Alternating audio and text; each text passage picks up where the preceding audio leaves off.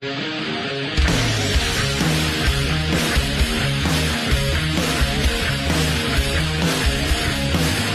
morning, vinyl community. Happy Saturday. It's me, JC, here to do vinyl finds. Here are some records that I found over the last few months and haven't showed on my channel yet.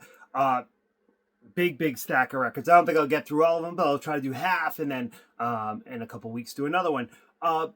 Big channel update is that I have an extreme amount of travel over the next few months, to the point where I'll be away about 50% of the time. So I filmed a bunch of shorts, so the shorts should still go, but there may be some points of where it's sporadic, where I do my Saturday video. Okay, so let's dive right in and do vinyl finds. First off is an unofficial press, but a major grail, Duran Duran's Wedding album.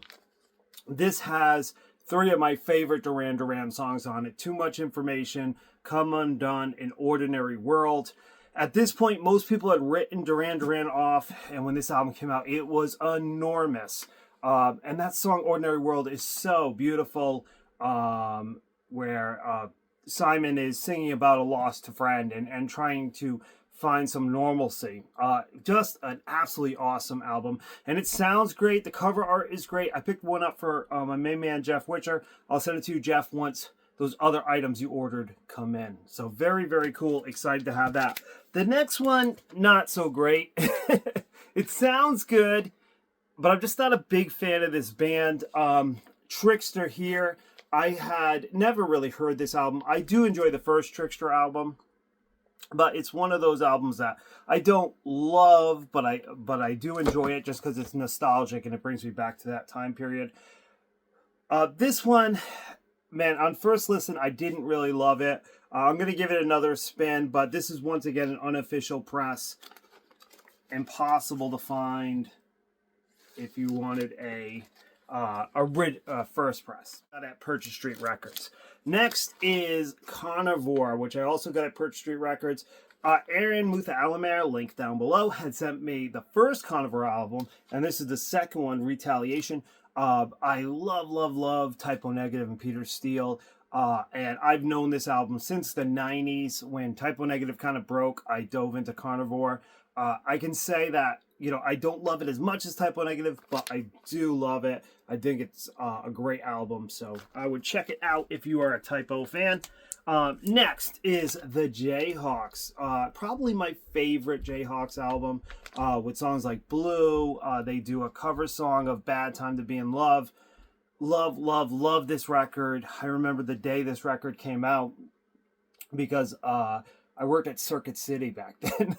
And they used to have a television that would play videos, and they'd play the video for Blue, and I was like, oh my god, when this album drops, I'm going to buy it. And I absolutely loved it. Very cool. Next, I got at Newbury Comics. They had a 20% off sale, and this was in the clearance rack. So it was on clearance for 20 bucks, and I got 20% off. So it ended up costing me like 16 bucks, and that is Ice Cube Lethal Injection. To me, the first few Ice Cubes are the greatest up to the Predator. To me, this one took a little bit of a dip, but I know this was a big album for him with songs like Pop Gun, and I do enjoy it. But I really love everything up to Predator. Those are my favorite Ice Cube albums. But glad to get it. Also grabbed the new reissue of Jimmy Page and the Black Crowes. This is an expanded edition. They do have a box set coming out, which has extra tracks. Essentially, when this was released, the record company didn't really let them put the Black Crowes songs on the CD release. They primarily put the Led Zeppelin songs and then a couple songs that were covers, like Hard to Handle, where this is expanded and includes the Black Crowes songs that were part of the set, like She Talks to Angels and Remedy and things like that. It's an awesome album. I totally recommend it. One more, and that's going to be Seal with Seal 2. I know this is Brandon, Mr. Hall of Fame's one of his favorite albums. I absolutely love it. I definitely think it's a masterpiece. The song Prayer for the Dying is one of my favorite songs by him, and it's just so great. This did have the hits on it, Kiss from a Rose, and then I believe it has the cover song because it's an expanded edition. Yeah, Fly Like an Eagle, the Steve Miller song, which is not on the original Receipts, original album. So this is kind of like an expanded anniversary edition. It's so good, and it sounds incredible. So I totally recommend it. All right, guys, I'll leave the rest for another week. Hopefully you enjoyed this video. I'll join you soon with another.